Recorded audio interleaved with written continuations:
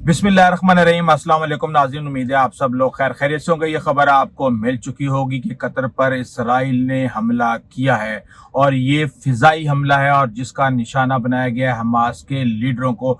लेकिन यहाँ इसके बाद बहुत से सवालात पैदा हो गए हैं।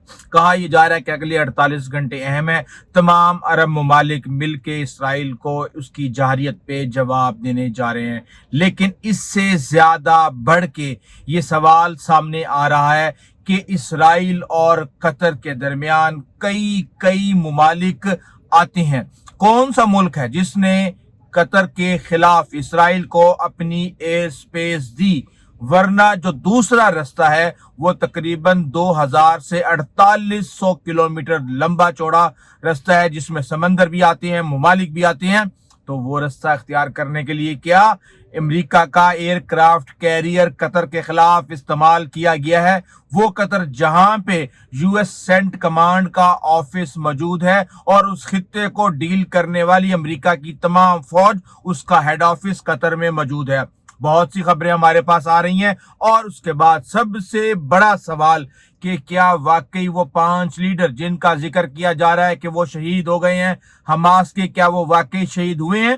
हमारे पास कुछ ऐसी खबरें हैं जो कि इस तरफ इशारा कर रही हैं कि अभी तक कोई भी नुकसान नहीं हुआ। वो क्या मामलात हैं, वो क्या वजूहात हैं और इसके ऊपर कतर का क्या रिस्पॉन्स है, अरब ममालिक ने क्या रिस्पॉन्स दिया है, वो कौन कौन से लीडर थे वो वहां पे मौजूद थे, वो क्या कर रहे थे, उनको उससे पहले क्या कहा गया था, इस समेत बहुत सी इंफॉर्मेशन हमारे पास मौजूद है। जो इंफॉर्मेशन हमारे पास आई है उसके मुताबिक दोपहर के वक्त ये हमला किया गया है और ये कहा जा रहा था कि वहां पे हमास के 5 लीडर मौजूद थे जो कि ट्रंप की दी हुई तजावीज पर गौर कर रहे थे।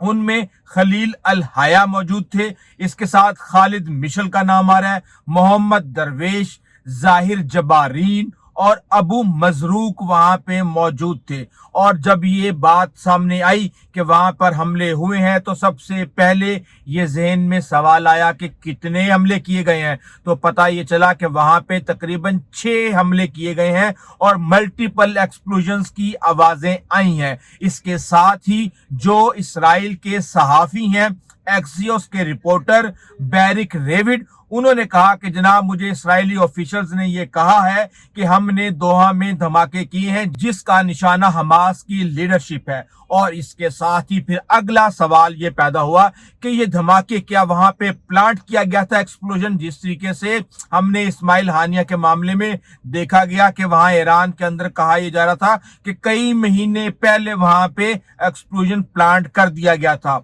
इसके साथ अगला जो हमारे पास ऑप्शन आया वो ये था कि क्या स्पाइक मिसाइल इस्तेमाल किए गए हैं। लेकिन इसके बाद हमें ये खबर मिली कि इसराइली फिजाइया ने ये प्रिसाइज अटैक किया है और इसके अंदर ये मेजर्स लिए गए हैं कि वहां पे सिविलियंस निशाना ना बने। लेकिन जो बिल्डिंग हमारे पास हमें नजर आ रही है वाज़िया तौर पे ये बात साबित होती है कि ये एक प्रिसीजन अटैक था और वहां पे शायद कोई डिवाइस रखी गई थी या एग्जैक्ट मैप दिया गया था कि इस कमरे में इस जगह पे ये सब लोग मौजूद हैं।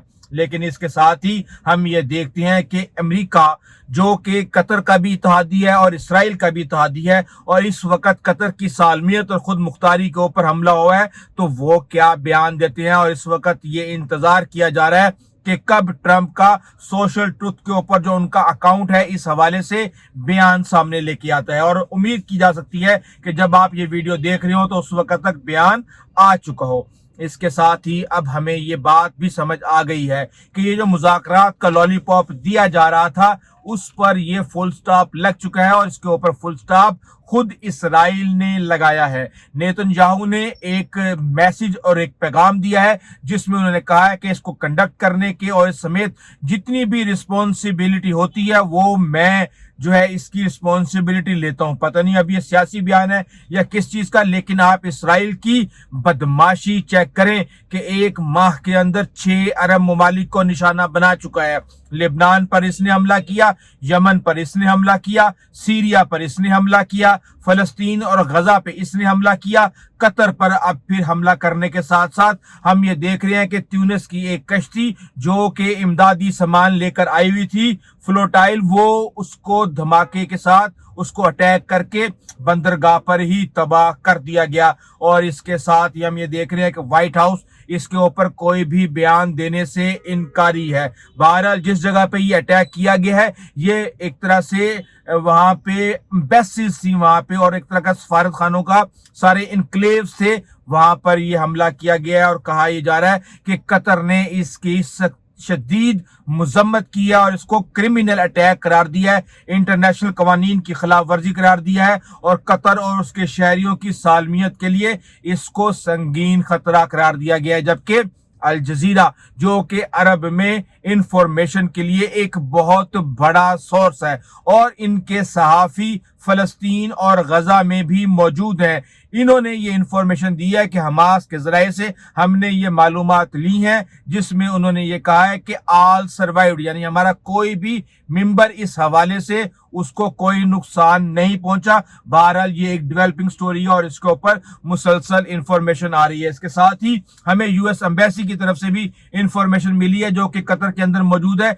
जिसने अपने तमाम शहरियों को किसी न किसी जगह पे पनाह लेने के लिए वार्निंग दी है और वहां पे एक अलर्ट जारी किया गया है। लेकिन फिर सवाल वहीं खड़ा है कि जनाब ये जो कुछ भी हुआ क्या ये ट्रंप की मर्जी से हुआ? कुछ लोग तो ये कह रहे हैं कि ये कतर की मर्जी से हुआ, लेकिन अगर आप मैप पर नजर डालें तो देखें कहां इसराइल और कहां कतर, ये जहाज कहां से गया। अब देखें ऑप्शन नंबर 1, इसराइल से जहाज निकलता है, कतर की एयर स्पेस पे जॉर्डन की एयर स्पेस पे जाता है, उसके साथ फिर इराक की एयर स्पेस पे जाता है और फिर वहां से कुवैत का रास्ता इख्तियार करते हुए वो जाके कतर पर हमला करता है। इसके साथ ही फिर अगला अटैक का जो ऑप्शन हमारे पास सामने आ रहा है वो ये है कि जनाब वो इजिप्ट से होते हुए निकलता है, रेड सी क्रॉस करता है, या तो शॉर्टकट सऊदी अरब के सामने से लेता है या फिर पूरा ऊपर से रास्ता क्रॉस करते हुए स्ट्रेट ऑफ हार्मुज